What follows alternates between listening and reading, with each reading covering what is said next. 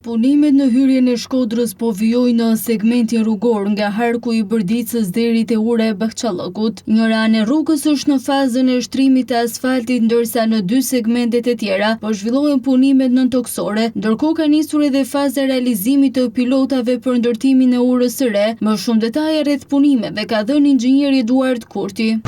Aktualisht punimet në hyrjen e Shkodrës në segmentin nga kthesa Vilipojës deri në urën e Bunës. Punime po ecën shumë mirë, e kemi ndarë në 3 segmente.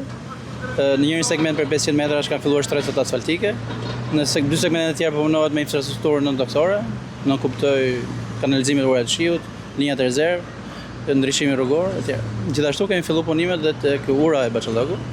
Jemi në fazën e realizimit pilotave. Për shkak të fluksit të shtuar të automjeteve gjatë sezonit turistik, puna është organizuar në mënyrë që të shmanget sa më shumë bllokimi i trafikut, duke garantuar qarkullim të vazhdueshëm për banorët dhe vizitorët. Lidhur me trafikun, ne kemi marrë gjithë masat e duhura për menaxhimin e trafikut, me sejlistikët përkatëse.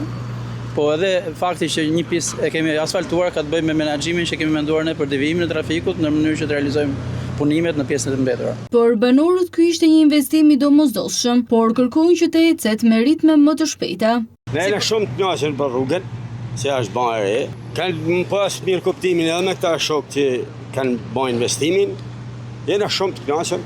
Atë besim kena të shina, për zhvillim është kja. I qohet edhe vlera, edhe dyqaneve që kena, pronave, kur bëhet për të mirë komunitetit, është gjë e mirë. Ky projekt ka vlerën e 10 milion eurove dhe mundësohet nga Fondi Shqiptar i Zhvillimit.